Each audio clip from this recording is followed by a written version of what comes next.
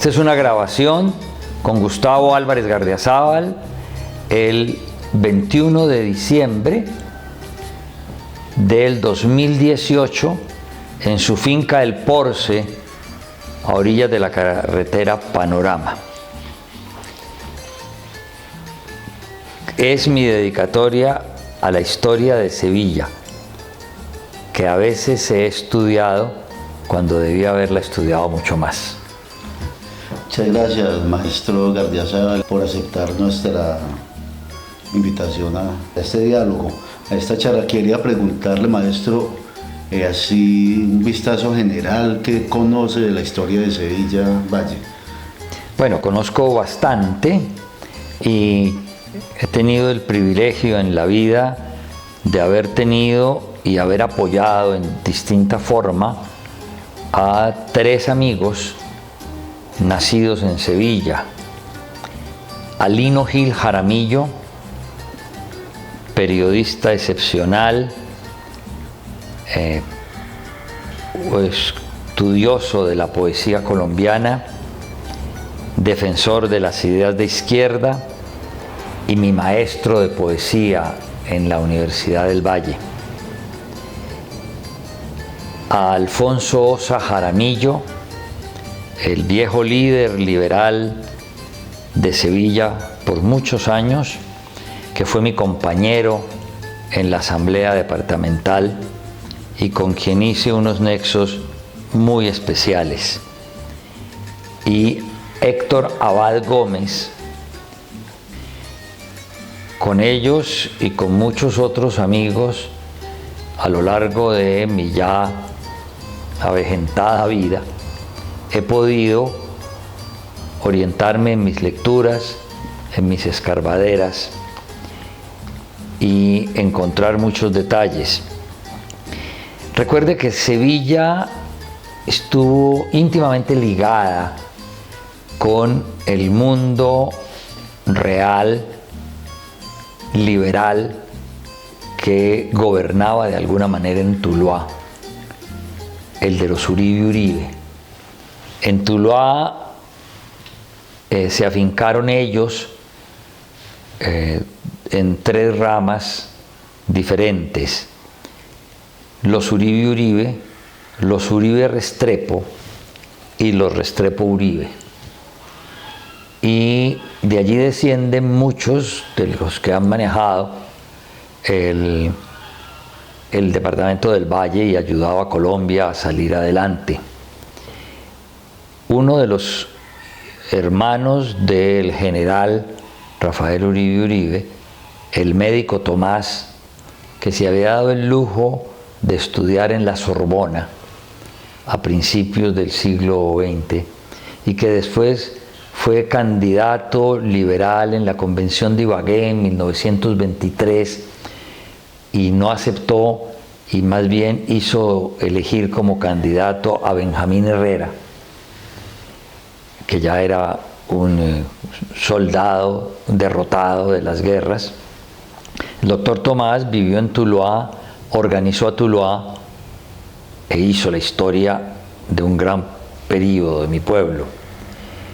Su hermano Heraclio es el fundador de Sevilla, pero ellos se asientan en todo el comienzo del Piedeloma, en donde después Heraclio funda Sevilla, que es en lo que hoy se llama Uribe, en la hacienda Valparaíso, de donde ellos eran oriundos en Antioquia, en la hacienda en la cual en 1936 el doctor Tomás Uribe Uribe recibe un golpe con una puerta de esas que se usaban en las fincas para pasar de un potrero a otro, y que algunos toros eran capaces de empujarla con la cabeza, que llamaban puerta de golpe.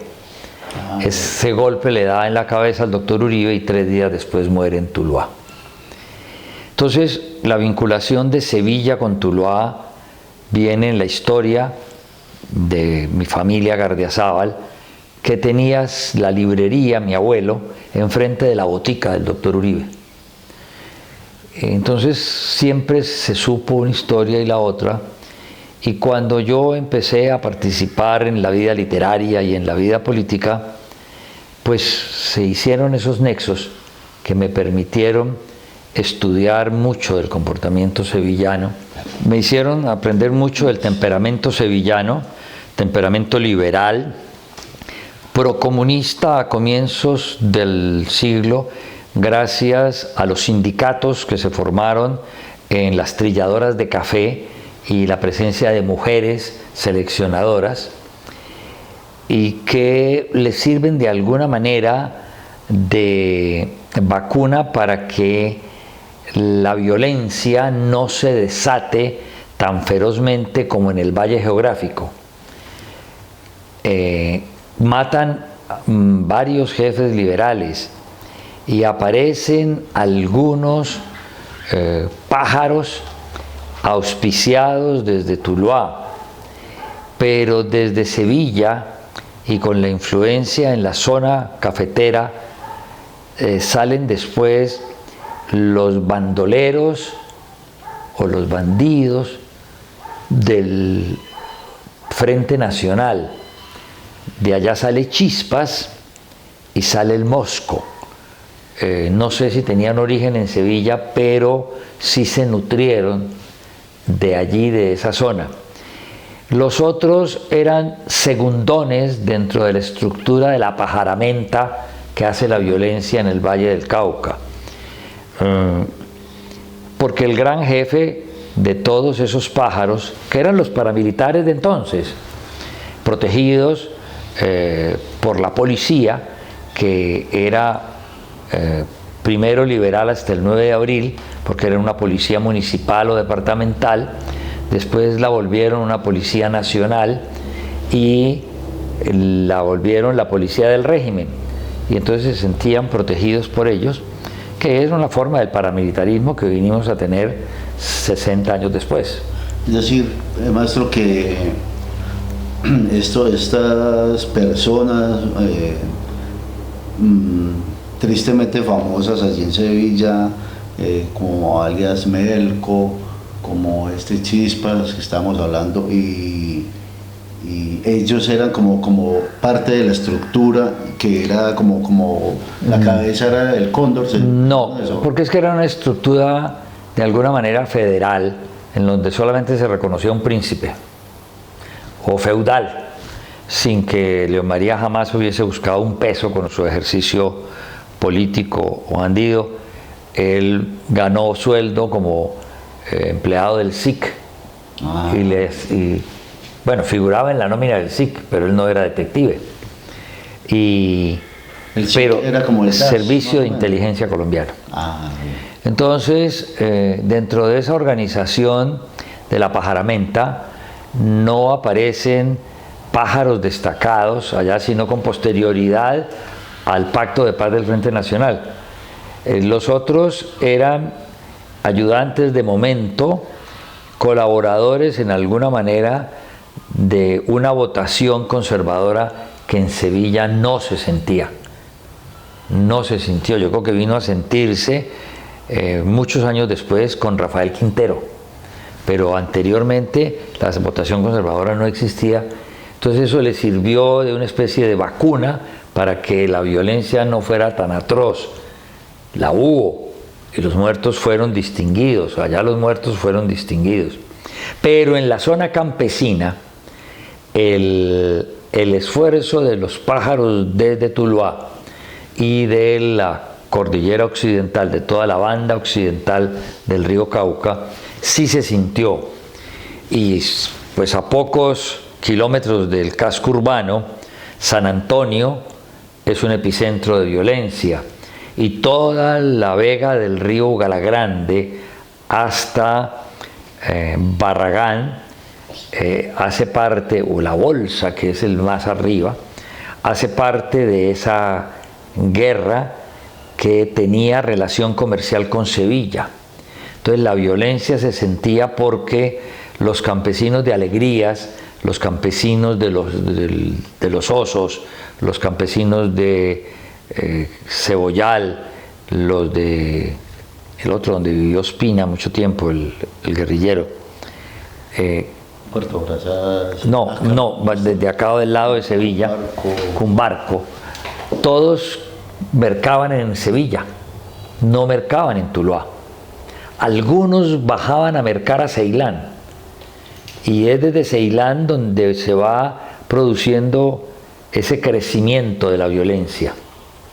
Recuerde que Ceilán lo queman, creo que en agosto de 1949, y lo queman los conservadores de Tuluá, que subieron la gasolina en volquetas del municipio para poder incendiar el pueblo y matar a los que tenían que matar. Pero después se lo van a tomar a Ceilán las guerrillas, y después se lo van a tomar los paramilitares. Es lo mismo que pasa con Barragán en la montaña alta. Aunque los paras eran endémicos, como los helenos, es decir, no subían más allá de los 2000 metros de altura. Ya 2000 era mucho frío, porque recuerde que los paras estaban nutridos fundamentalmente por costeños. Los paras empiezan su organización en esa montaña desde Sevilla. En mi último libro, Las guerras de Tuluá, hay un capítulo dedicado a la segunda masacre de Barragán, organizada por quienes trajeron a los paras a Sevilla, y por un tipo que había allí en Sevilla, que es el que los sube y va anunciando, porque es una carretera, si usted se para en Alegrías o arriba en La Unión, oye cómo va subiendo por carretera abajo, va subiendo el carro que va a ir y se demora hora y media. Entonces, toda esa batalla se dio también en la violencia del 48 al 58. Con posterioridad se dan los movimientos del Mosco y de Chispas. Chispas se pasa a Ronces y al Tolima. El Mosco se pasa a la cordillera occidental y ambos los matan. No alcanzan a bajar a los corregimientos de Sevilla, ni a Cumbarco, ni a Cebollal, ni a Alegrías, ni a La Unión. Los del Tolima, que suben por el Amoyá y que sí toman a Barragán y que se asientan en Santa Lucía porque eran guerrillas liberales. Cuando eso sería en el Amoyá hay una parte que se llama la Germania, donde hubo como un enfrentamiento famoso, donde hubo... No, lo que pasa es que desde Chaparral hacia arriba, si usted se sube por el río Amoyá, llega a San José de las Hermosas, sí, y puede subir a la Virginia, después a la Esmeralda, y llega a la finca de la Germania. Entonces por allí subió Mariachi, por allí subió Tarzán, que eran los jefes bandoleros que duraron después del Frente Nacional todavía, y ellos ascienden. La primera masacre de Barragán en 1956, que fue juzgada, fue hecha por los militares para unos tipos que habían venido desde Chaparral de la Moyá y que decían que eran los rezagos de alguno de esos, de Mariachi o de Tarzán o de alguno de esos que existían a Moyá abajo. Los latifundistas de Barragán los acusaron ante el batallón del ejército que estaba destacado en Barragán, y un capitán Bernal, que mandaba el grupo, comete esa atrocidad. Primero, en ese frío de Barragán, los desnudan, los marcan en el pecho con el hierro del latifundista que dijo que le habían robado el ganado, y después delante de su mujer y sus hijos los masacran y les hacen primero abrir la tumba para que caigan allí los cadáveres. Esa historia se viene a conocer 1 o 2 años después, porque el padre Luis Enrique Sendoya, que era de Caicedonia, había sido párroco en Caicedonia, era un poeta muy reconocido, que fue también mi profesor en la Universidad del Valle, que después termina su vida retirándose del sacerdocio y siendo presidente mundial de las Sociedades Bíblicas Unidas. Cuenta la historia de esos campesinos de Barragán y obliga a la justicia en el año 57, 58 a hacer un juicio a esos militares. Y allí es donde yo me he enterado en detalle de cómo los soldados cometen esa atrocidad. Es la primera masacre de Barragán. La segunda la hacen los paramilitares en el 2001. Pero la guerrilla primero se había tomado a Barragán subiendo no por Sevilla, sino subiendo por Nogales, Santa Lucía, Barragán. Ajá, sí. Recuerde que Santa Lucía fue por muchos años el sitio donde vivió Pablo Catatumbo. Ellos hicieron salir la policía de allá. Esas son unas historias muy marcadas, pero es la relación comercial de esa montaña alta con o de las veredas de la parte media, que son veredas de Sevilla, la que riega, ataja o promueve la violencia que se da en las tres etapas: en la etapa de liberales y conservadores, en la etapa de la guerrilla y en la etapa de los paramilitares.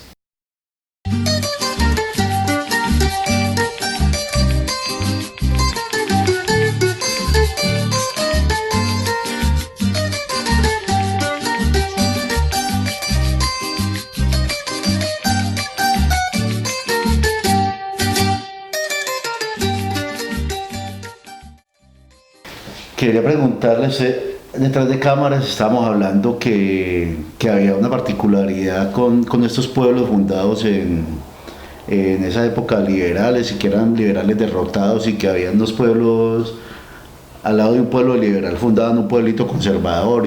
Sí, eso fue muy común, porque el país durante todo el periodo entre la Patria Boba y la Guerra de los 1000 días actuó en una bipolaridad total que siempre la ha seguido buscando, que hace parte de la cultura judeocristiana, de lo bueno y lo malo, del blanco y el negro, y eso lleva a unos enfrentamientos. Y cuando los liberales fueron derrotados en las zonas de Santander, que excedió la Gran Guerra, Boyacá, y empezó el éxodo de los derrotados de la Guerra de los 1000 días y el crecimiento conservador de Antioquia, los liberales de todas esas zonas vinieron a ser buena parte de la colonización antioqueña. La primera había sido conservadora, que es la que se da, por ejemplo, en Manizales, y tenía como punto intermedio a Abejorral. La liberal, que es la que se da en el Quindío y en Pereira, tenía como punto intermedio a La Unión, después de Sonsón. Ya. Entonces, todas esas vertientes se dieron de distinta manera y aumentaron los enfrentamientos. Y geográficamente había pueblos liberales y pueblos conservadores. En el caso de Sevilla, pues a un pueblo tan liberal desde comienzos, fundado por un hermano de Uribe, pues había que fundarle un conservador, y se patrocinó a Caicedonia, que finalmente era de la concesión Burila. Correcto. Y así lo mismo Barragán, Santa Lucía. Barragán, Santa Lucía, y lo mismo era Río Frío, Trujillo.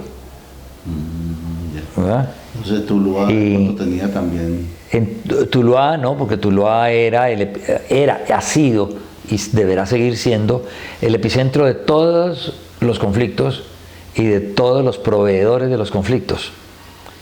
En Tuluá todos los que han hecho la guerra se han nutrido económicamente, que no le pasó a Sevilla. Por eso en Sevilla solo se nutrían los de sus veredas, y las veredas a donde tocaba la ola de la guerra era lo que transmitía la guerra a Sevilla. En Tuluá no, en Tuluá, en cualquiera de las tres guerras, siempre se nutrieron aquí todas las partes. La guerrilla liberal que existió en Monteloro, Santa Lucía y esa margen derecha del río Tuluá se nutría en Tuluá. Pero allá se encontraban también los conservadores de la Marina, en la otra vereda de Tuluá, que era conservadora total, cerca a Monteloro. Ya. Entonces siempre se daban esos dos polos para buscar situaciones.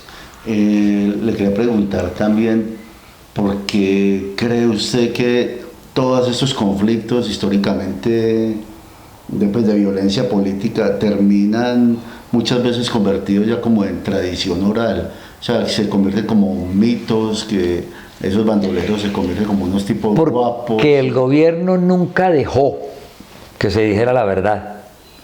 Existió la censura de prensa permanentemente. Por eso se dan entre 1948 y 1970 casi 70 novelas sobre la violencia. Yo hice mi tesis de grado sobre ella, sobre esas novelas, para graduarme en la Universidad del Valle en letras. Y era porque, como no se podía contar en el periódico, no se podía contar por la radio, entonces había que escribir las novelas. De la misma manera como los dueños del poder económico finalmente terminaron siendo dueños de los medios, entonces las verdaderas historias las contaba el gobernante o las contaba el rico que había perdido. Recuerde que la historia la escriben los vencedores, las novelas las escribimos los perdedores.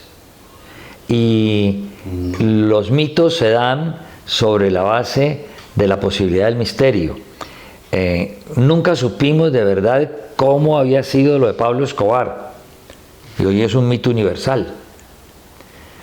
Nosotros siempre nos dijeron que Laureano Gómez era muy malo, que era el monstruo, que era terrible, y sobre eso se construyó la animadversión liberal conservadora. Pero siempre nos dijeron que Alberto Lleras era un tipo muy capaz, fue el que hizo la paz con Laureano y en un año organizó el país de presidente.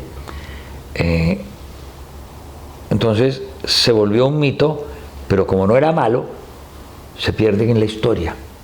Ya. Los malos sobreviven.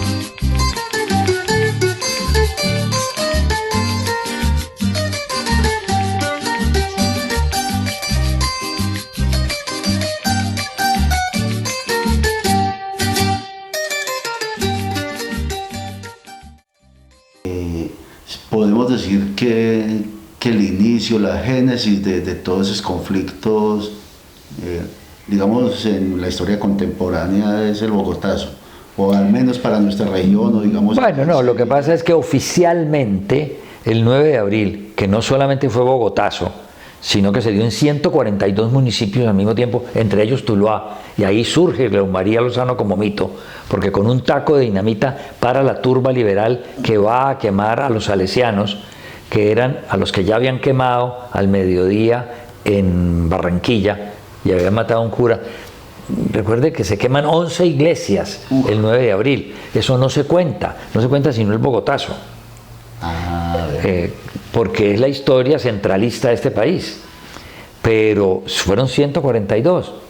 Además, en lo que ha habido es lo que dice la hija de Gaitán, un memoricidio.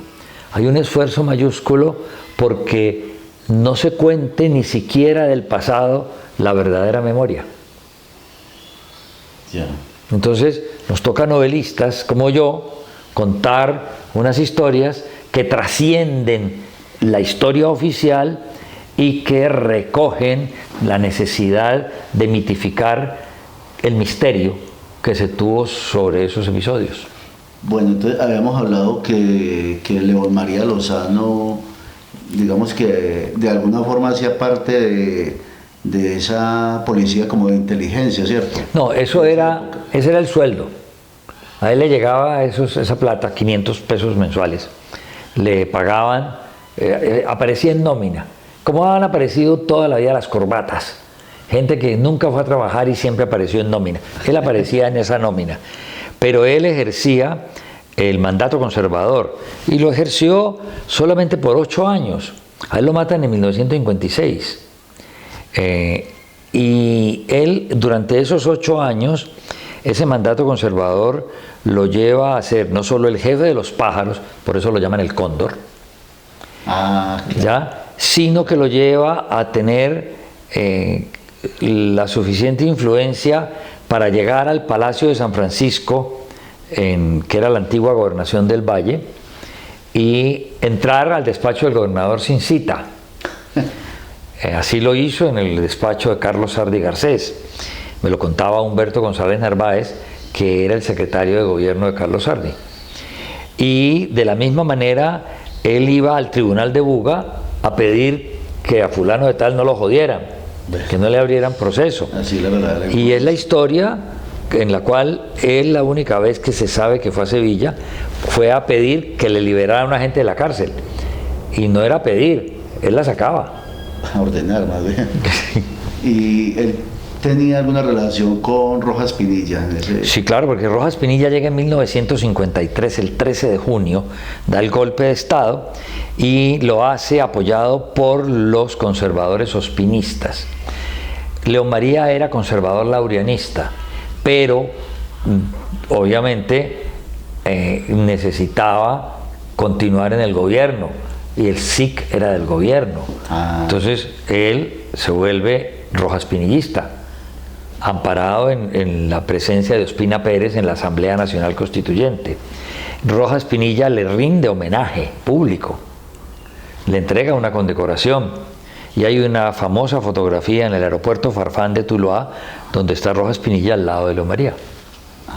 Ahora hay un bisnieto de León María que está haciendo una tesis de grado sobre la evolución política de su bisabuelo.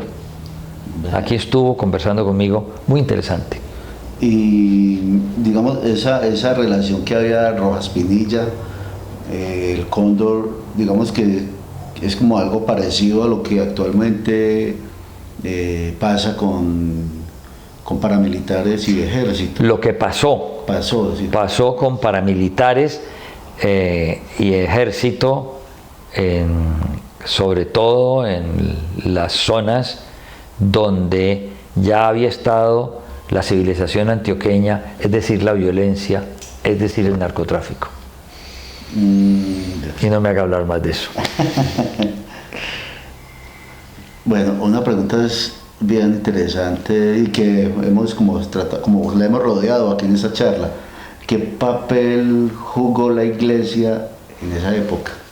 La iglesia era el Partido Conservador y el que dirigía a la iglesia era el arzobispo de Bogotá. No teníamos cardenales.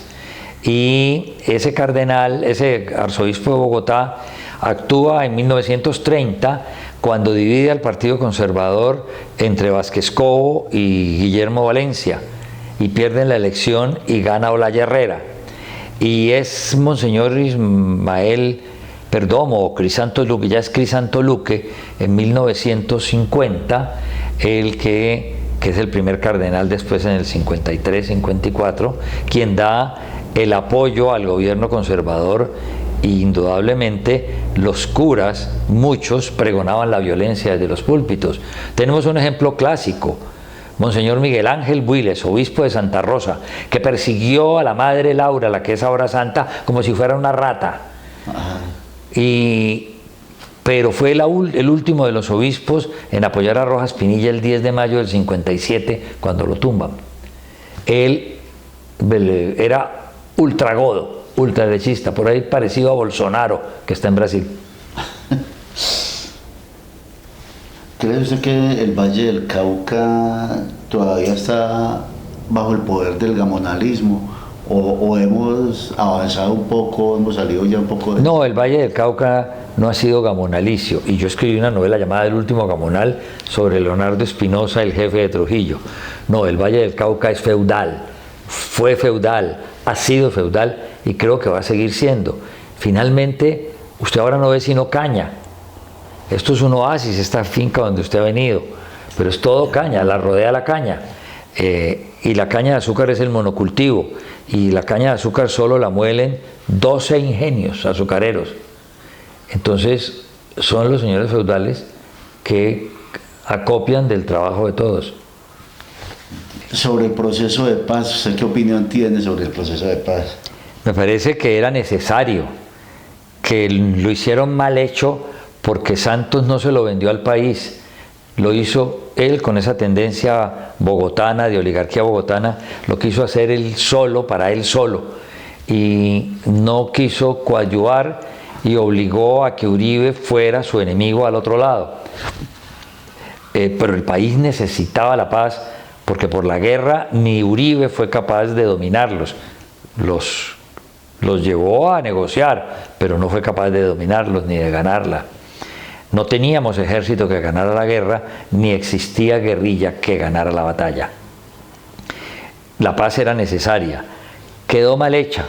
Es posible que no haya quedado ni tan mal hecha. Más bien que no la querramos hacer tan completa como debía haber sido. La insistencia de este gobierno en no seguir conversando con el ELN y no teniendo un ejército y una fuerza armada capaz de avasallar a los helenos, indicará que seguirán existiendo los focos violentos, disfrazándose de lo que necesiten, ya se llamen los del Golfo o gaitanistas, o ya se llamen los del Catatumbo, los pelusos.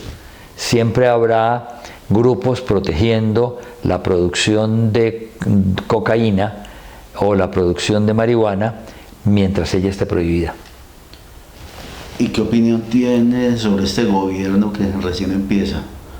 He sido crítico acerbo desde antes de que comenzara y le advertí al país a través de mi columna diaria que iban a cometer una equivocación eligiendo a ese señor. Se lo dije personalmente al señor Uribe y se lo dije a don Fabio Echeverri, que fue su gran patrocinador y que ya murió. Y lo que ha pasado en estos 120 días, pues es la comprobación de lo que advertí que iba a pasar, pero de pronto mucho más exagerada de lo que yo dije. No hay gobierno, no se siente el gobierno, no manda en ninguna parte. Se demoró 120 días para cambiar la cúpula militar y el resultado lo estamos viendo. Económicamente montaron una reforma que no se necesitaba y le salió una corcha de retazos.